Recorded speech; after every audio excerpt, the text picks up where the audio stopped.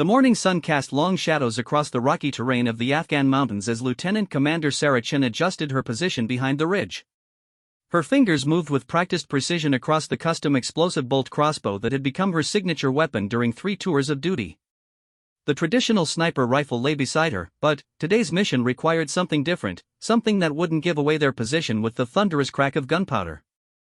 Sarah had earned her place among the Navy SEALs through years of relentless training and an unwavering determination that had surprised even her most skeptical instructors. At 5 feet 6 inches tall and weighing barely 130 pounds, she didn't look like the typical operator that most people imagined when they thought of America's elite special forces. But appearances had always been her greatest advantage. The intelligence briefing from 3 days earlier still echoed in her mind. A high-value target had been identified in a compound nestled deep within the mountains, surrounded by heavily armed militants who had been terrorizing local villages for months. The man they called the Shadow had orchestrated attacks on humanitarian convoys, murdered aid workers, and turned the region into a nightmare for innocent civilians trying to rebuild their lives after decades of conflict. Sarah's team consisted of 4 other SEALs, each handpicked for this particular mission. There was Master Chief Rodriguez, a veteran with 15 years of experience who could navigate any terrain blindfolded. Petty Officer Jenkins brought his expertise in demolitions and close-quarters combat. Petty Officer Williams served as their communications specialist and medic. Finally, there was Lieutenant Baker, fresh from advanced sniper school and eager to prove himself in the field. The plan was elegant in its simplicity, yet fraught with danger at every turn. Sarah would position herself on the eastern ridge, providing overwatch and eliminating key sentries with her silent crossbow. Meanwhile, Rodriguez would lead the others through a narrow canyon approach that intelligence suggested was lightly guarded. They would plant charges on the compound's main structure, extract the target for interrogation, and disappear into the mountains before enemy reinforcements could respond. But, as Sarah studied the compound through her high-powered scope, she realized that the intelligence had been incomplete. The number of guards had doubled since the last reconnaissance report, and their patrol patterns were more sophisticated than anticipated. Worse still, she could see evidence of heavy weapons positions that hadn't been mentioned in their briefing. She keyed her radio with a barely audible whisper. "Overwatch to Alpha Team. I count 30 plus tangos, repeat 30 plus. Pattern suggests professional military training. Recommend we abort and reassess." Rodriguez's voice crackled back through her earpiece. "Negative, Overwatch. Mission is a go. Too many civilians are dying while we wait for perfect conditions. We adapt and overcome." Sarah understood the Master Chief's reasoning, but her tactical instincts were screaming warnings. She had survived this long by trusting those instincts, even when they conflicted with orders from above. Still, she also understood the cost of inaction. Every day they delayed meant more innocent people would suffer under the Shadow's reign of terror. She began identifying priority targets through her scope, marking each one with the laser designator built into her crossbow's rail system. The first would be the guard tower on the compound's northeast corner. The sentry there had a commanding view of the canyon approach and would spot Rodriguez's team the moment they emerged from cover. The second priority was a rooftop gunner who controlled the high ground overlooking their planned extraction route. The explosive bolts in Sarah's quiver were marvels of military engineering. Each one contained a shaped charge designed to penetrate body armor and create devastating wound channels without the noise signature of traditional firearms. The crossbow itself had been modified with a sophisticated scope, laser rangefinder, and a stock that could be adjusted for different shooting positions. It could deliver silent death at ranges exceeding 600 meters with pinpoint accuracy. Sarah had first requested the crossbow after a mission in Syria where her rifle's muzzle flash had nearly compromised her position. The enemy had triangulated her location and subjected her hide sight to a punishing mortar barrage that left her ears ringing for weeks. She had survived that encounter through pure luck and the heroic efforts of her extraction team, but the experience had taught her valuable lessons about adapting her tactics to the environment. The military's Research and Development Division had initially been skeptical of her request. Crossbows seemed like medieval technology in an age of guided missiles and drone strikes. But Sarah had persisted, working with engineers to create a weapon that combined ancient principles with modern materials and precision manufacturing. The result exceeded everyone's expectations. As she settled into her final firing position, Sarah's mind drifted briefly to the conversation she'd had with her father before deploying. He had served in Vietnam as a Marine sniper and understood the psychological toll of taking lives from a distance. Remember, he had told her, every shot you take saves the lives of innocent people. Never forget that you're fighting for those who can't fight for themselves. The wisdom of his words had sustained her through the darkest moments of her career. There had been times when the weight of her actions threatened to crush her spirit, but she had learned to find meaning in the mission itself rather than dwelling on the individual tragedies of war. A flash of movement in the compound below brought her attention back to the present moment. A new group of fighters had emerged from the main building, and she could see they were preparing to move out in vehicles. If they left the compound, tracking them through the mountainous terrain would be nearly impossible. The window of opportunity was closing rapidly. Alpha Team, this is Overwatch. New development. Large group preparing to extract from objective. Recommend immediate action. Rodriguez's response was immediate and decisive. Copy that. Beginning approach now. Light them up when ready. Sarah's finger found the trigger of her crossbow as she selected her first target. The sentry in the guard tower was young, probably no more than 20 years old. For a moment, she could see him clearly through her scope, and she noticed that he seemed nervous, constantly shifting his weight from foot to foot and checking his watch. Perhaps this was his first assignment to guard duty, or maybe he had a family waiting for him somewhere in the valley below. These moments of human connection were the hardest part of her job. The enemy stopped being a faceless threat and became a real person with hopes, fears, and people who cared about them. But Sarah had learned to compartmentalize these feelings, to focus on the larger picture of justice and protection for innocent civilians. She took a deep breath, held it, and squeezed the trigger. The crossbow string released with barely a whisper, and the explosive bolt streaked across the 600 meters separating her from the target. The shaped charge detonated on impact, and the guard tower fell silent. One threat eliminated, but the sound of the small explosion would alert other sentries within moments. Moving with practiced efficiency, Sarah reloaded and acquired her second target. The rooftop gunner was already turning toward the guard tower, trying to understand what had happened to his comrade. Sarah's second bolt found him before he could raise the alarm, and another defensive position went dark. But the element of surprise was evaporating quickly. Shots echoed across the compound as other guards began investigating the disturbances. Sarah could see muzzle flashes as panicked fighters began firing blindly into the surrounding terrain, hoping to suppress whoever was attacking them. Contact! Contact! Rodriguez's voice came through her earpiece amid the sound of automatic weapons fire. We're taking fire from multiple positions. Request immediate suppression of targets on the south wall. Sarah's scope swept across the compound's southern perimeter, identifying 3 fighters who had taken cover behind a stone barrier and were directing sustained fire toward Rodriguez's position. Her crossbow sang 3 more times in rapid succession, each bolt finding its mark with lethal precision. The enemy fire from the south wall ceased abruptly. But, for every target she eliminated, 2 more seemed to take its place. Fighters were emerging from buildings throughout the compound, and several of them appeared to be moving toward heavy weapons positions that could devastate Rodriguez's team in the open canyon. Alpha Team, you've got crew-served weapons moving to your 9 o'clock. I'm engaging but recommend you find hard cover immediately. Sarah's fourth bolt took down a fighter who was setting up what appeared to be a rocket-propelled grenade launcher. Her fifth eliminated his assistant before he could complete the weapons assembly. But she could see more fighters streaming toward other weapon positions, and her quiver was beginning to run low on explosive bolts. The tactical situation was deteriorating rapidly. What had been planned as a surgical strike was turning into a prolonged firefight that would inevitably draw enemy reinforcements from throughout the region. Sarah knew that Rodriguez and his team had perhaps 10 minutes before they would be overwhelmed by superior numbers. She made a split-second decision that went against every principle of sniper doctrine she had ever learned. Instead of maintaining her overwatch position, she began moving down the ridge toward the compound, carrying both her crossbow and her rifle. If Rodriguez's team was going to survive, they needed more than just long-range support. The rocky terrain provided good concealment as Sarah bounded from cover to cover, but she could feel precious seconds ticking away. Every moment she spent repositioning was another moment for the enemy to organize their defenses and bring their superior firepower to bear on her teammates. When she reached a position roughly 400 meters from the compound's eastern wall, Sarah could see the full scope of the battle unfolding below. Rodriguez and his team had taken cover behind a rocky outcropping, but they were pinned down by fire from at least 6 different positions. Worse still, she could see a technical vehicle mounting a heavy machine gun moving to flank their position.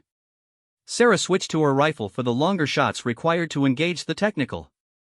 The .308 rounds would compromise her position, but stealth was no longer an option. Her first shot shattered the technical's windshield and sent the driver slumping over the steering wheel. Her second shot found the gunner before he could bring his weapon to bear on Rodriguez's position. The crack of rifle fire echoed across the mountains, and Sarah knew that every enemy fighter in the compound now had a general idea of her location. She had perhaps 30 seconds before they would adjust their fire to suppress her position. But those 30 seconds were enough. Rodriguez and his team used the distraction to advance to a better position, one that allowed them to begin their assault on the main building where the high-value target was believed to be hiding. Sarah's radio crackled with urgent communications as the team fought their way through the compound's outer defenses. She continued providing covering fire, picking off targets of opportunity while constantly changing positions to avoid the increasingly accurate return fire. Overwatch, this is Alpha Team Leader.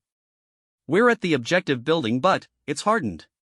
Going to need more time to breach. Sarah could see the problem through her scope.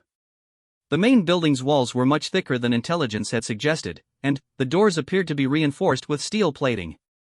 Rodriguez's charges would eventually break through, but the process would take precious minutes they didn't have.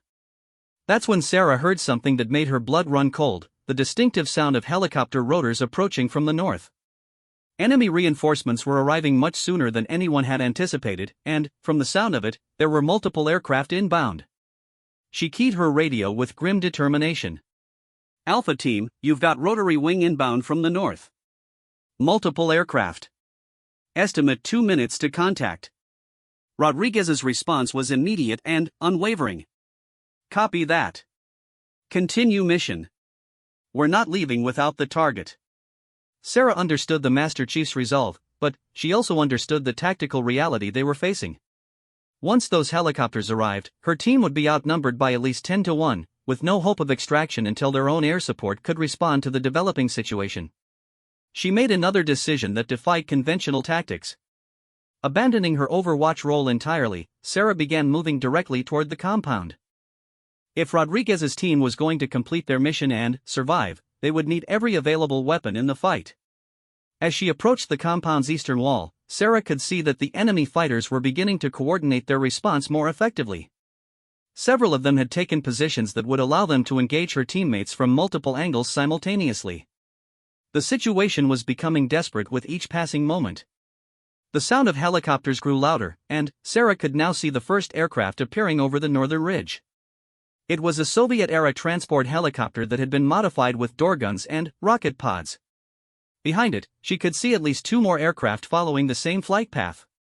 Sarah reached the compound wall just as the lead helicopter began its attack run. Door gunners opened fire on Rodriguez's position, forcing the team to take cover behind inadequate stone barriers. The helicopter's rockets followed moments later, sending up geysers of dirt and stone that filled the air with choking dust. But the helicopter crew had made a critical mistake. In their eagerness to support their ground forces, they had flown directly over Sarah's position without realizing she was there. She had a perfect shot at the aircraft's vulnerable tail rotor with her remaining explosive bolts. Sarah's crossbow spoke one final time, and the explosive bolt found its mark with devastating effect. The helicopter's tail rotor disintegrated in a shower of metal fragments, and the aircraft began spinning out of control. It crashed into the compound's northern wall with a thunderous explosion that shook the ground beneath Sarah's feet. The remaining helicopters immediately broke off their attack runs, circling at a safe distance while their crews tried to understand what had happened to their lead aircraft. The respite gave Rodriguez's team the time they needed to complete their breach and enter the main building. Sarah climbed over the compound wall and began moving toward her teammates' position. Enemy fighters were everywhere, but the destruction of the helicopter had clearly shaken their confidence. Many of them seemed more focused on seeking cover than on continuing the fight. As she moved through the compound, Sarah's training took over completely. Years of close-quarters combat instruction guided her movements as she engaged targets with both her crossbow and her sidearm. Every shot counted, and every enemy fighter she eliminated was one less threat to her teammates inside the building.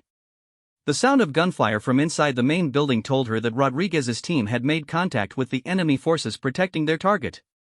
She needed to reach them quickly, before the circling helicopters regained their confidence and resumed their attack. Sarah reached the building's entrance just as Rodriguez emerged with a zip-tied prisoner who matched the intelligence photos of their target. The shadow was smaller than she had expected, a nondescript man in his 40s who looked more like an accountant than a terrorist leader. But she had learned long ago that evil often wore ordinary faces. Overwatch. Where the hell did you come from? Rodriguez demanded, his face streaked with dust and cordite. Long story, Sarah replied, checking her remaining ammunition. We need to move now. Those helicopters will be back any second. The team began fighting their way toward the extraction point, but Sarah could see that their route was blocked by enemy fighters who had taken positions specifically to prevent their escape. The tactical situation remained desperate despite their success in capturing the target. That's when Sarah heard something that filled her with both relief and apprehension, the sound of American helicopters approaching from the south. Their extraction team was ahead of schedule, but they would be flying directly into a hot landing zone filled with enemy fighters. The next few minutes would determine whether this mission ended in triumph or tragedy. Sarah checked her equipment one final time and prepared for the fight of her life. The American helicopters appeared over the southern ridge like mechanical angels of salvation, but Sarah knew their arrival would trigger the most dangerous phase of the entire operation. The enemy fighters scattered throughout the compound would throw everything they had at preventing the extraction, while the circling hostile aircraft would certainly attempt to engage the rescue helicopters. Sarah pressed herself against the wall of the main building as rounds sparked off the stone inches from her head. Rodriguez was coordinating the team's movement toward the extraction point through hand signals, keeping radio chatter to a minimum to avoid giving away their exact position to any enemy forces who might be monitoring their communications. The captured terrorist leader stumbled between Jenkins and Williams, his zip-tied hands making it difficult for him to keep pace with the rapidly moving SEALs. Sarah could see fear in the man's eyes, but also a calculating intelligence that suggested he was looking for any opportunity to escape or alert his followers to the Americans' extraction plan. Contact left. Baker's voice cut through the chaos as enemy fighters emerged from a damaged outbuilding and opened fire on the team. Sarah spun toward the threat, her crossbow already loaded with one of her few remaining explosive bolts. The lead fighter was carrying what appeared to be a Soviet-era machine gun, and his position behind a concrete barrier would make him nearly impossible to dislodge with conventional small arms fire. Sarah's bolt struck the barrier just above the machine gunner's head, and the shaped charge detonated with devastating effect. The concrete disintegrated, and the enemy fighter disappeared in a cloud of dust and debris. His companions immediately sought better cover, but their advance had been stopped cold. The sound of the American helicopters grew louder as they approached the designated landing zone, a relatively flat area about 200 meters from the main compound. Sarah could see that it was partially exposed to enemy fire from several directions, which meant the extraction would require precise timing and overwhelming suppressive fire. Rodriguez keyed his radio as the team reached a position with good visibility of the landing zone. Extraction birds, this is Alpha Team Leader. LZ is hot, repeat, LZ is hot. Multiple enemy positions with direct fire capability on your approach. The lead helicopter pilot's response was calm and professional despite the obvious danger. Copy that, Alpha Team. We see the situation. Gunships are moving to suppress enemy positions now. Sarah watched as two Apache attack helicopters swept in from the west, their chain guns already spinning up to engage the enemy fighters who had positioned themselves around the landing zone. The 30mm rounds tore through defensive positions like a buzzsaw, sending enemy combatants scrambling for deeper cover. But the enemy response was more coordinated than Sarah had expected. Instead of simply hiding from the attack helicopters, several groups of fighters began moving toward pre-planned positions that would allow them to engage the transport helicopter with rocket-propelled grenades when it attempted to land. They're setting up for an ambush, Sarah told Rodriguez, pointing out the enemy movement through the swirling dust. 3 teams moving to RPG positions around the LZ. Rodriguez nodded grimly. We need to take them out before the bird touches down. Chen, can you reach that team moving toward the north side? Sarah studied the tactical situation through her scope. The enemy team Rodriguez had identified was using a drainage ditch to approach their firing position while staying concealed from the Apache helicopters. They were approximately 400 meters away, right at the limit of her crossbow's effective range, but she had a clear line of sight. "I can make the shot," she confirmed, already adjusting her scope for the distance and wind conditions.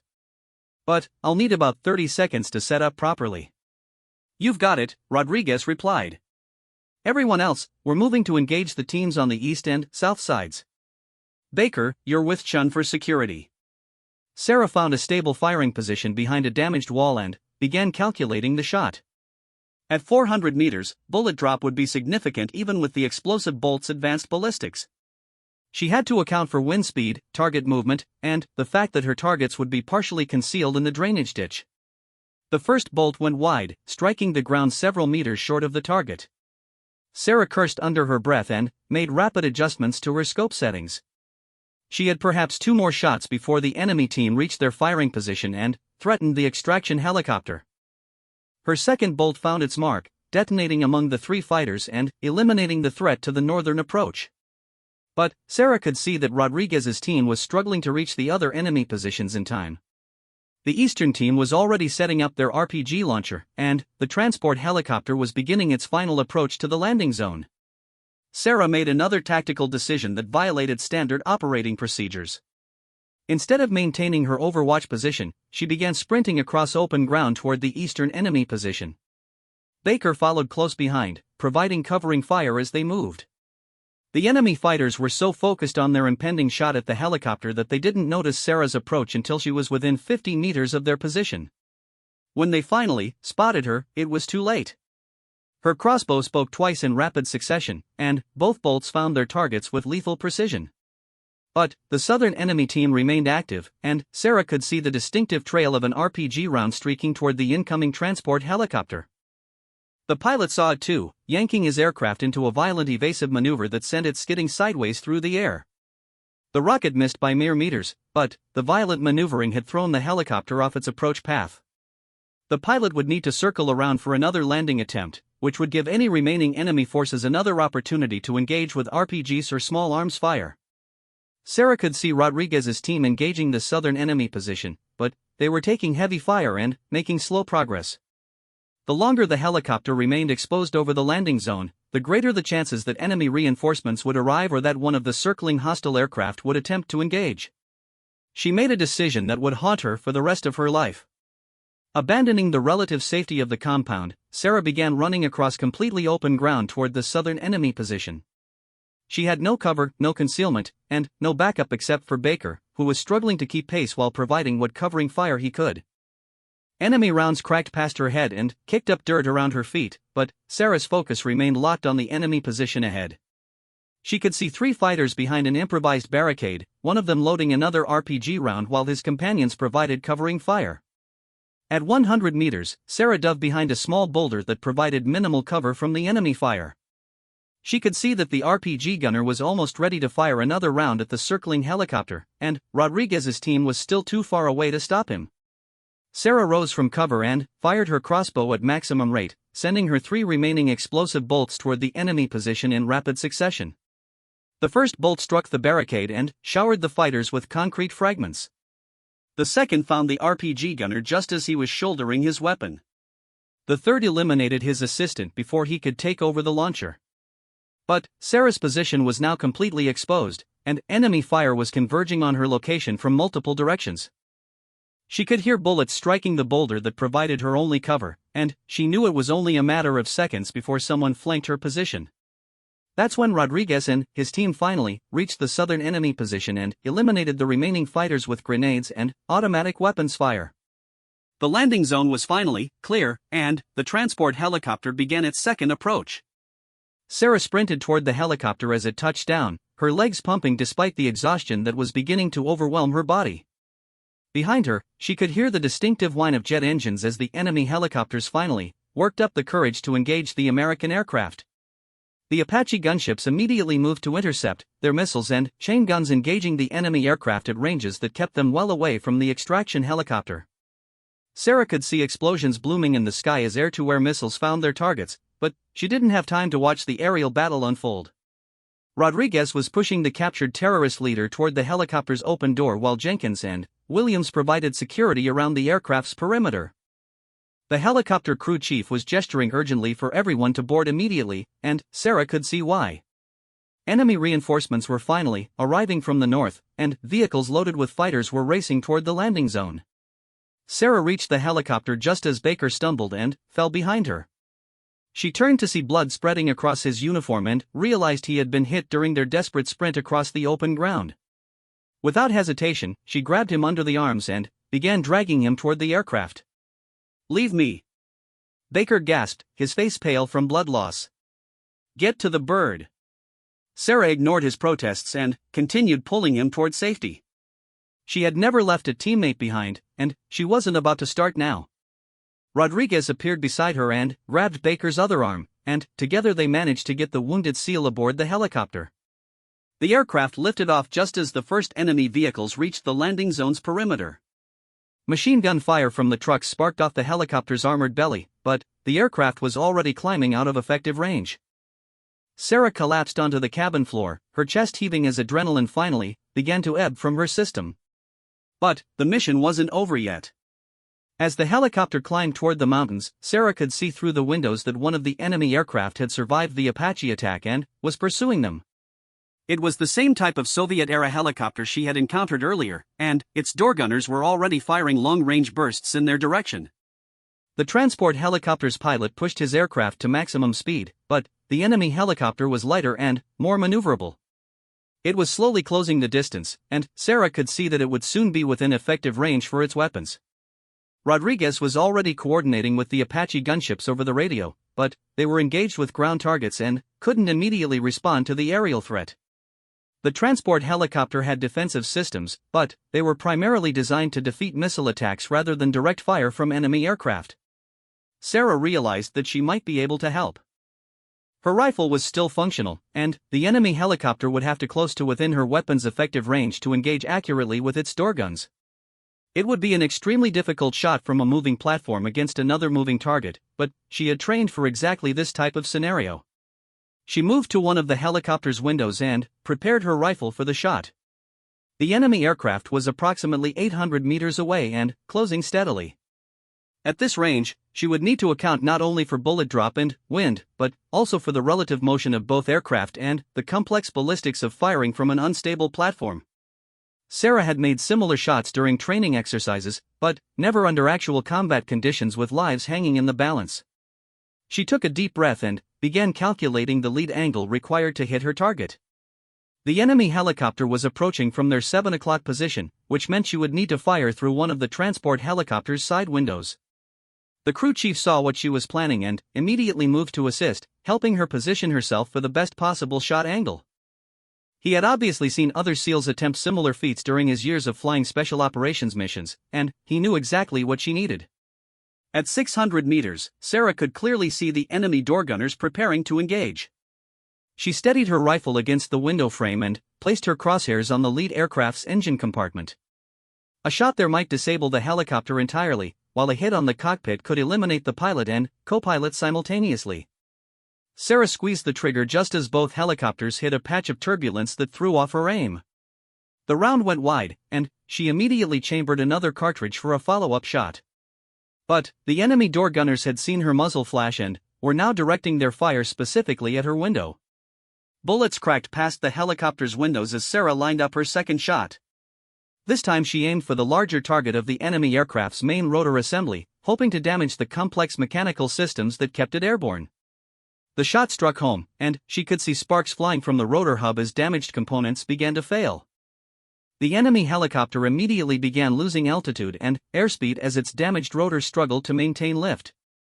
But it wasn't falling fast enough to prevent its door gunners from getting off several more bursts at the American aircraft. Sarah felt the transport helicopter shudder as enemy rounds found their mark somewhere in the aircraft's structure. Warning lights began flashing on the pilot's instrument panel, and she could hear him declaring an emergency over the radio to their Apache escorts. But they were climbing into the safety of the mountains now, beyond the reach of ground-based threats and well clear of the damaged enemy helicopter that was struggling to maintain controlled flight back to its base. Sarah finally allowed herself to breathe as the immediate danger passed. Baker was receiving medical attention from Williams, who had managed to stop the bleeding and stabilize his condition for the flight back to base. The captured terrorist leader sat quietly between two armed guards, his eyes darting around the helicopter's interior as if he was still looking for escape opportunities. Rodriguez made his way over to Sarah's position as the helicopter settled into its cruise flight toward the forward operating base. His face was streaked with cordite and dust, but his eyes showed the satisfaction of a successful mission despite the odds they had faced. "That was some of the finest shooting I've ever seen," he told her over the noise of the helicopter's engines. "That crossbow idea of yours might just catch on with the teams." Sarah nodded her thanks, but her mind was already moving beyond the mission they had just completed. The intelligence they had gathered from the captured terrorist leader would undoubtedly lead to other operations, other opportunities to strike at the networks that terrorized innocent civilians throughout the region. As the helicopter carried them toward safety, Sarah began mentally cataloging the lessons learned during the day's engagement. The enemy had been better organized and more heavily armed than intelligence had suggested, which meant their information sources needed to be re-evaluated. The compound's defensive positions had been more sophisticated than expected, suggesting that the enemy was receiving professional military training from somewhere. But, most importantly, she had proven that her unconventional weapons and tactics could be devastatingly effective even against numerically superior forces. The explosive bolt crossbow had eliminated more than a dozen enemy fighters without giving away her position until the very end of the engagement. Sarah looked out the window at the rugged landscape passing below and thought about the villages that would now be safer because of their mission. Children would be able to attend school without fear. Aid workers could deliver supplies to families who desperately needed help. Normal life could begin to return to a region that had known too much violence for too long. The cost had been significant. Baker would spend weeks recovering from his wounds, and the psychological toll of the mission would affect all of them in different ways. But Sarah had learned to measure success not just in terms of tactical objectives achieved, but in terms of innocent lives protected and futures made possible. As the helicopter disappeared into the vast expanse of the Afghan mountains, Sarah began planning modifications to her equipment based on the day's experiences. The crossbow had performed flawlessly, but there were always improvements to be made. Perhaps a larger quiver for extended engagements, or explosive bolts with different payload configurations for specific types of targets. The war was far from over, and Sarah knew that tomorrow would bring new challenges and new opportunities to make a difference. But, for now, she was content to watch the landscape scroll by below while her teammates rested and recovered from their ordeal. They had completed an impossible mission against overwhelming odds, and they were all going home alive. In her world, that counted as an unqualified victory. 3 months after the successful extraction of the Shadow, Sarah Chen found herself in a completely different environment but facing an equally dangerous mission. The intelligence gathered from their captured terrorist leader had revealed a sophisticated smuggling network that stretched from the mountains of Afghanistan through Eastern Europe and into the heart of Western cities. The network was trafficking not just weapons and drugs, but also highly skilled operatives who could blend seamlessly into civilian populations. Sarah stood on the deck of a cargo ship in the North Sea, her breath visible in the cold morning air as she studied the intelligence photographs one final time. The vessel they were targeting was a converted merchant freighter that appeared legitimate on paper but was actually serving as a floating command center for the smuggling operation. According to intercepted communications, it was carrying both a high-value target and a shipment of advanced weapons that were destined for terrorist cells operating in major European cities. The mission parameters were unlike anything Sarah had encountered during her previous deployments. Instead of operating in familiar mountain terrain with clear sightlines and known enemy tactics, she would be conducting close-quarters operations aboard a moving vessel in international waters. Her explosive bolt crossbow would be ideal for the confined spaces and need for silent elimination of sentries, but the maritime environment presented unique challenges. Master Chief Rodriguez had assembled a different team for this operation, one specifically trained for maritime interdiction missions. Petty Officer Martinez brought expertise in underwater demolitions and shipboarding operations. Petty Officer Thompson was a communications specialist who also served as the team's expert on foreign weapons systems. Lieutenant Commander Hayes had spent 2 years with the Coast Guard's specialized maritime law enforcement units before transferring to the SEALs. The plan called for Sarah's team to approach the target vessel at night using rigid-hull inflatable boats, board the ship while most of the crew was asleep, neutralize the guards, and secure both the high-value target and the weapons shipment before enemy reinforcements could respond. Intelligence suggested that the ship carried a crew of roughly 25 people, but only 8 to 10 of them were expected to be armed security personnel. Sarah had spent the previous week adapting her equipment for the maritime environment. Her crossbow had been treated with additional corrosion-resistant coatings, and she had developed new explosive bolts specifically designed to be effective against ships' hull plating and watertight doors. Her scope had been upgraded with night vision capabilities that would function effectively in the low-light conditions expected during the boarding operation. But what concerned Sarah most about this mission was not the technical challenges, but the human intelligence they would be acting upon. The source who had provided information about the target vessel was a former member of the smuggling network who claimed to have inside knowledge of the ship's layout, crew complement, and security procedures. However, Sarah's experience had taught her to be deeply suspicious of intelligence that seemed too convenient or comprehensive. As their own vessel approached the intercept coordinates, Sarah found herself thinking about the conversation she'd had with her commanding officer before departing for this mission. The political ramifications of conducting military operations against a civilian vessel in international waters were enormous, even if that vessel was engaged in terrorist activities. Any mistake that resulted in civilian casualties or that could be portrayed as an unprovoked attack would have consequences that extended far beyond the tactical level. Remember, Colonel Davidson had told her, this operation doesn't exist unless it succeeds completely. If anything goes wrong, if there are any complications that draw unwanted attention, you and your team become expendable assets. The United States government will deny any knowledge of your actions. Sarah understood the stakes, but she also understood the importance of stopping the weapons shipment before it reached its intended destination. Intelligence analysts had concluded that the advanced ordnance aboard the target vessel could be used to conduct attacks that would dwarf anything previously seen in European cities. The potential casualties numbered in the thousands, which made the political risks of the interdiction mission seem manageable by comparison. The team began their final equipment checks as their vessel reached a position roughly 5 nautical miles from the target. Sarah's crossbow was loaded with armor-piercing bolts designed to penetrate the steel bulkheads common on merchant vessels.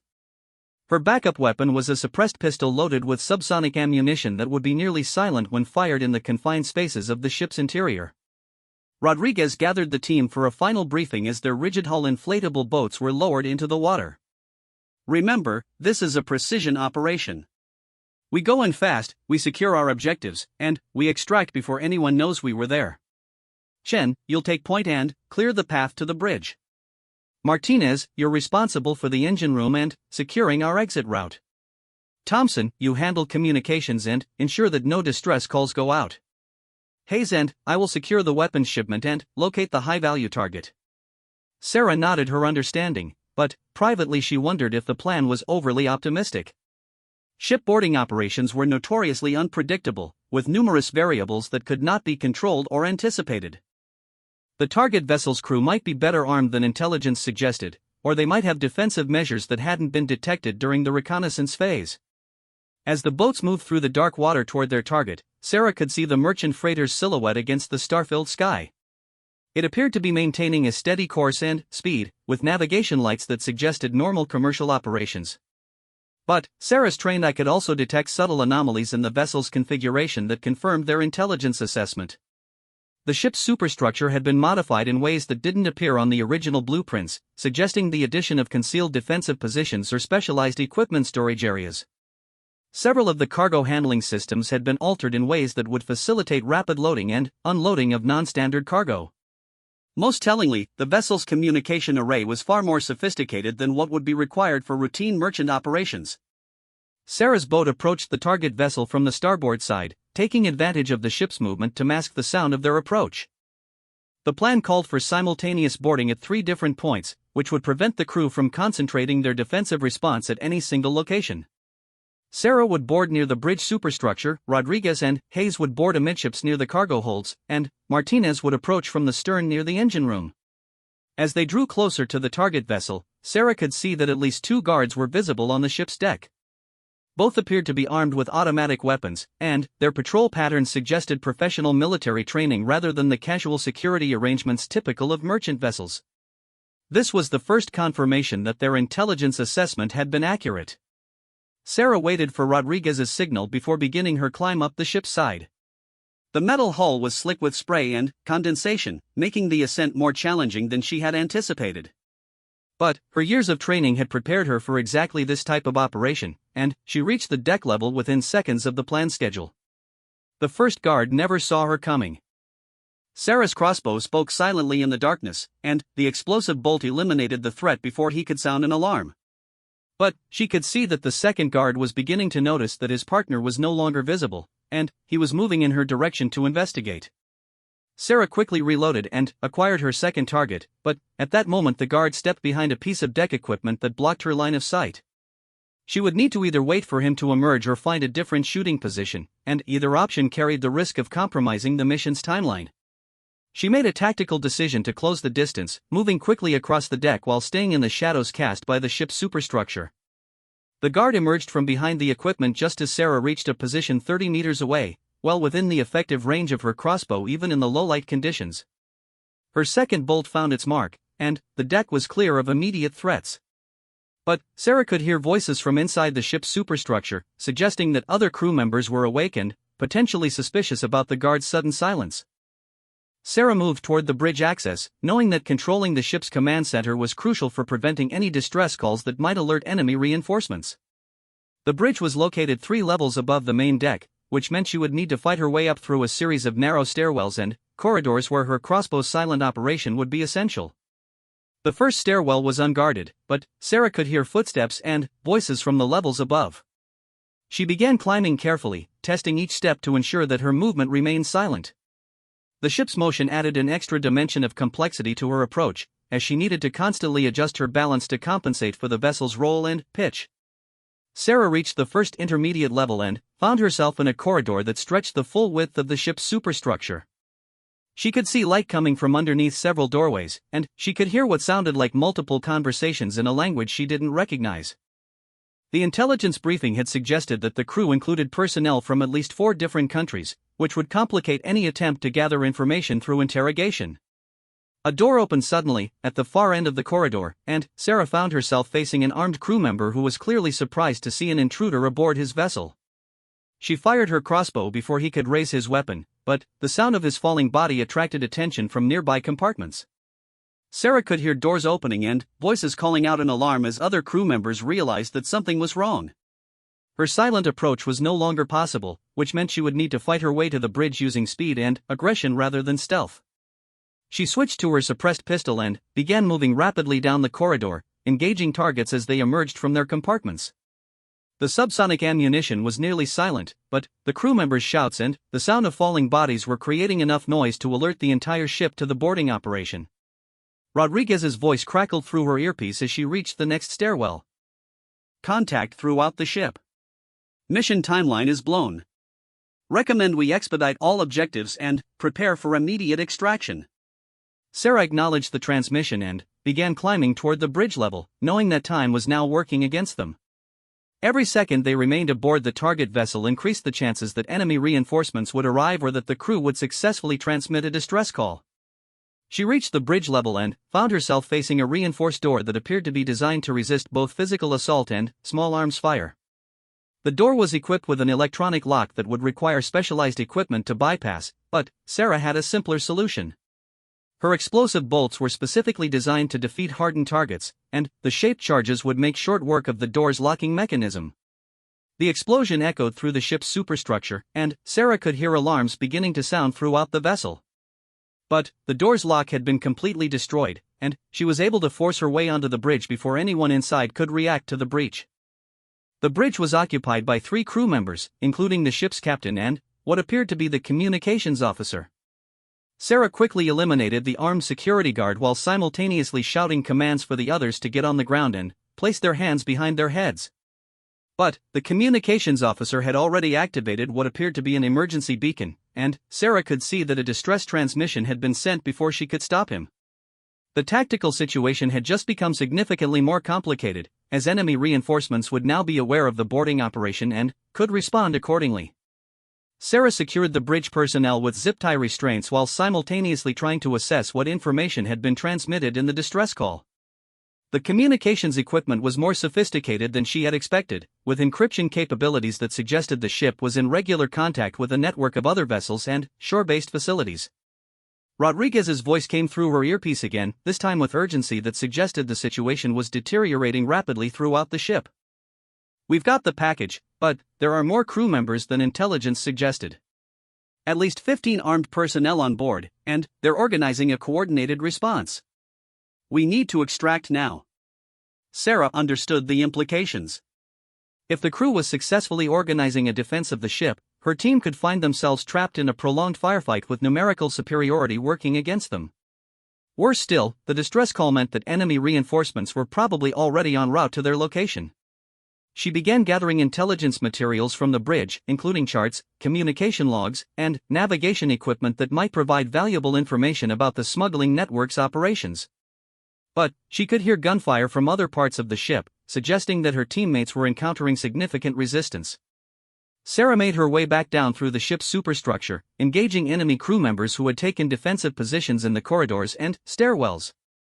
Her crossbow proved devastatingly effective in the confined spaces, where the explosive bolts could eliminate multiple targets with each shot. But ammunition was becoming a concern. She had started the mission with a full quiver of specialized bolts, but the intensity of the fighting had depleted her supply more rapidly than anticipated.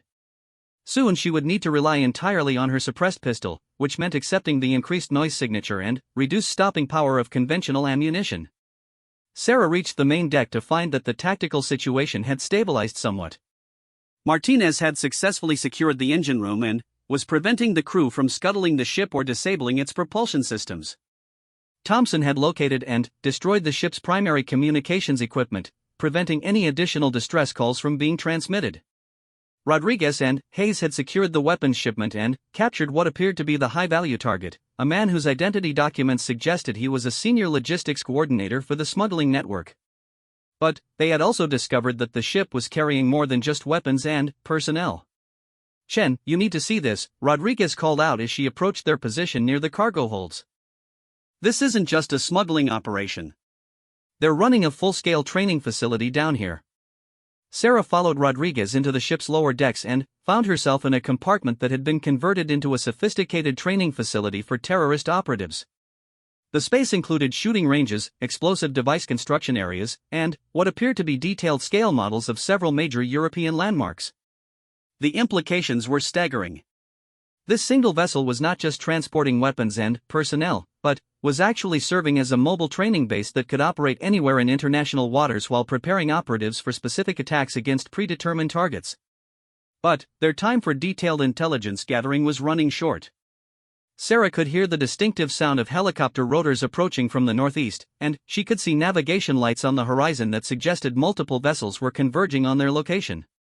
"Time to go," she announced, checking her remaining ammunition one final time. "Extract all intelligence materials and prepare demolition charges. We can't let this facility remain operational." Martinez had already begun placing explosive charges throughout the ship's lower decks, focusing on areas that would ensure the complete destruction of both the weapons shipment and the training facility. The demolition would also eliminate any evidence of the boarding operation, maintaining the plausible deniability that their mission required. Sarah covered the team's movement back to their extraction point, engaging enemy crew members who attempted to prevent their departure. But she could see that helicopter gunships were now visible on the horizon, and their extraction boats would be vulnerable to aerial attack once they cleared the protection of the larger vessel's superstructure. The next few minutes would determine whether this mission ended in success or catastrophe, and Sarah prepared herself for what promised to be the most challenging extraction of her career.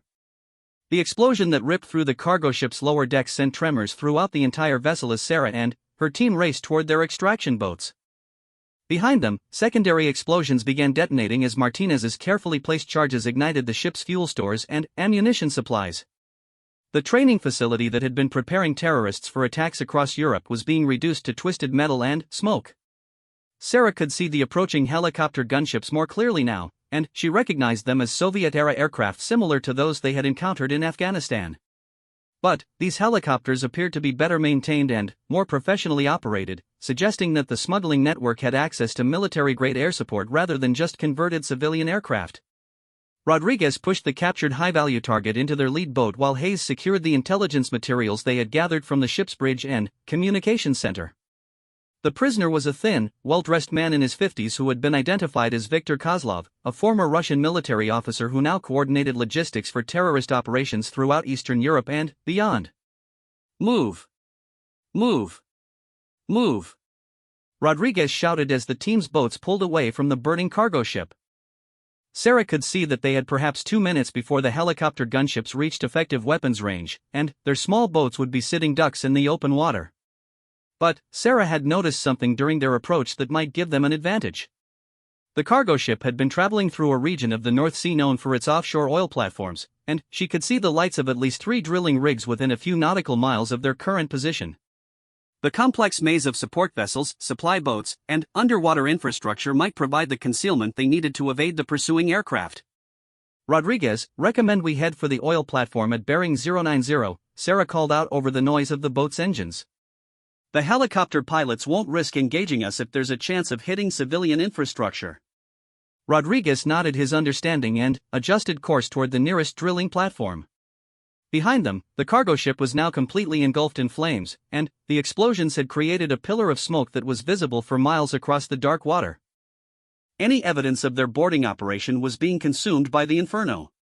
But the pursuing helicopters were closing the distance rapidly, and Sarah could see that their pilots were preparing to engage despite the proximity of the oil platforms. These were clearly professional military aviators who understood the tactical situation and were willing to accept the political risks of conducting combat operations in civilian areas.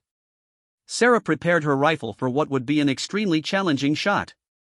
Engaging helicopter targets from a small boat in rough seas was one of the most difficult scenarios in her arsenal, requiring her to account for the motion of both platforms simultaneously while dealing with wind, spray, and limited ammunition. The lead helicopter began its attack run from the southwest, approaching at an angle that would allow its door gunners to engage both of their boats simultaneously. Sarah could see muzzle flashes as the aircraft's weapons opened fire, and geysers of water began erupting around their boats as the heavy machine gun rounds found their range. Sarah steadied her rifle against the boat's gunwale and acquired the helicopter's engine compartment through her scope. At this range and under these conditions, she would have perhaps one opportunity to make a shot that could disable the aircraft before its weapons eliminated her entire team. She fired just as both boats hit a large wave simultaneously, and the shot went wide by several meters. The helicopter's return fire was immediate and devastatingly accurate, stitching a line of bullet impacts across the water that missed Rodriguez's boat by inches. But Sarah's second shot found its mark. The rifle round penetrated the helicopter's engine compartment and apparently struck something vital, because the aircraft immediately began losing power and altitude. She could see smoke streaming from the damaged engine as the pilot struggled to maintain controlled flight. The second helicopter broke off its attack run and moved to assist the damaged aircraft, giving Sarah's team the breathing space they needed to reach the oil platform's support vessel anchorage. The maze of pipes, cables, and supply boats provided excellent concealment from aerial observation, and the presence of civilian workers made it unlikely that the helicopter crews would risk collateral damage by continuing their attack. Rodriguez guided their boats to a position beneath the drilling platform's main structure, where they would be completely protected from aerial assault. The sound of helicopter rotors continued to echo across the water, but the aircraft were maintaining a safe distance while their crews tried to figure out how to complete their mission without creating an international incident. Sarah could see that the damaged helicopter was struggling to maintain altitude as it limped toward what appeared to be a support vessel on the northeastern horizon. The pilot was good, managing to keep his aircraft airborne despite what was obviously severe engine damage, but she doubted the helicopter would be able to participate in any further combat operations. "Thompson, can you raise our extraction team?" Rodriguez asked as they took stock of their situation beneath the oil platform. Thompson was already working with his radio equipment, trying to establish contact with the submarine that was supposed to extract them from the operational area. But the oil platform's metal structure was interfering with radio communications, and the need to maintain operational security meant they couldn't simply broadcast in the clear. Sarah studied their tactical situation while Thompson worked on the communications problem. They were temporarily safe from aerial attack, but they were also trapped. The remaining enemy helicopter was maintaining surveillance over the area, and Sarah could see additional vessels approaching from multiple directions. The smuggling network was clearly capable of mounting a significant response to protect their operations. Viktor Kozlov had remained silent since his capture, but Sarah noticed that he was studying their surroundings with the calculating gaze of someone who was looking for escape opportunities. His intelligence file suggested that he was a former Spetsnaz operator who had received advanced training in escape and evasion techniques, which meant they would need to maintain constant vigilance to prevent him from attempting to signal his rescuers. Got them, Thompson announced as his radio finally achieved contact with their extraction team. Submarine is currently 12 nautical miles southeast of our position, but they report multiple surface contacts converging on this area. They recommend immediate extraction but warn that the approach will be extremely hazardous. Rodriguez considered their options while studying the approaching enemy vessels through his binoculars. Sarah could see at least 4 boats that appeared to be high-speed patrol craft, probably equipped with heavy weapons and definitely crewed by personnel who understood maritime combat operations. We can't stay here, Rodriguez decided. The longer we wait, the more enemy assets will arrive. We need to make our break now while we still have some advantages. Sarah understood the logic, but she also understood the enormous risks they would be taking. Once they left the protection of the oil platform, they would be exposed to attack from both the circling helicopter and the approaching patrol boats. Their small inflatable boats would be vastly outgunned in any sustained engagement.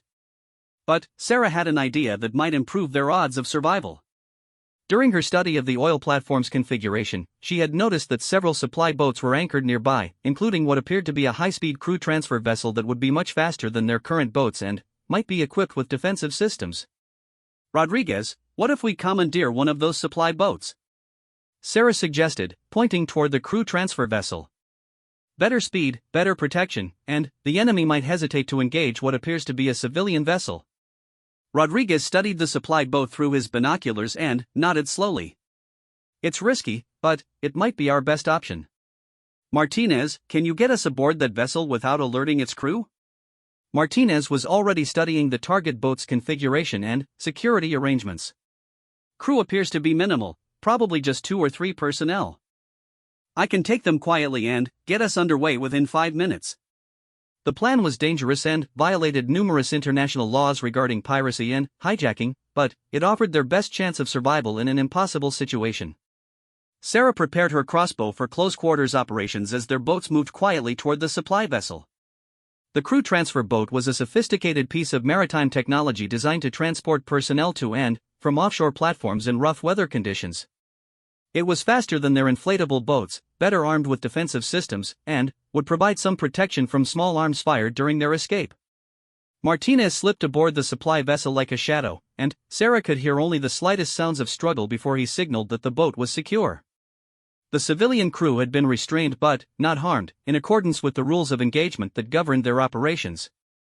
Rodriguez transferred the prisoner and intelligence materials to the commandeered vessel while Sarah and Thompson provided security. The supply boat's engines were already running, and its sophisticated navigation systems would allow them to plot the most efficient course toward their submarine rendezvous. But, as they prepared to depart the oil platform's protection, Sarah could see that the enemy forces had anticipated their move. The patrol boats had positioned themselves to block the most direct escape routes, while the remaining helicopter had moved to a position where it could engage them immediately upon leaving the platform's shelter. They're not just trying to stop us, Sarah realized. They're trying to capture us alive. That's why they haven't simply destroyed the oil platform or engaged us with maximum force. Rodriguez nodded grimly. Kozlov must be more valuable than we realized. They want him back, and they probably want to interrogate us about what we learned from the cargo ship. Sarah understood the implications. A live capture would give the smuggling network detailed intelligence about American Special Operations capabilities and ongoing investigations into their activities. It would also provide them with leverage for future negotiations and, potentially valuable information about other ongoing operations. Then, we make sure that doesn't happen, Sarah stated with quiet determination. Whatever the cost. The commandeered supply boat accelerated away from the oil platform at maximum speed, its powerful engines driving them through the rough seas toward their rendezvous with the extraction submarine. Behind them, the enemy patrol boats immediately began pursuit, while the helicopter moved to intercept their projected course. Sarah positioned herself at the supply boat's stern with her rifle, preparing to engage the pursuing vessels as they came within range. The boat's motion made accurate shooting extremely difficult, but she had trained for exactly this type of scenario throughout her career. The first patrol boat opened fire at maximum range, its heavy machine guns sending tracers arcing across the dark water. Most of the rounds fell short, but several struck the water close enough to send spray cascading over their commandeered vessel.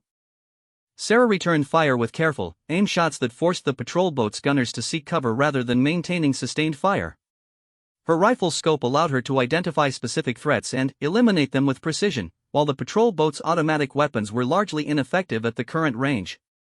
But more enemy vessels were joining the pursuit, and Sarah could see that they were being gradually surrounded. The submarine was still several miles away, and their fuel consumption at maximum speed meant they would exhaust their reserves before reaching the rendezvous point.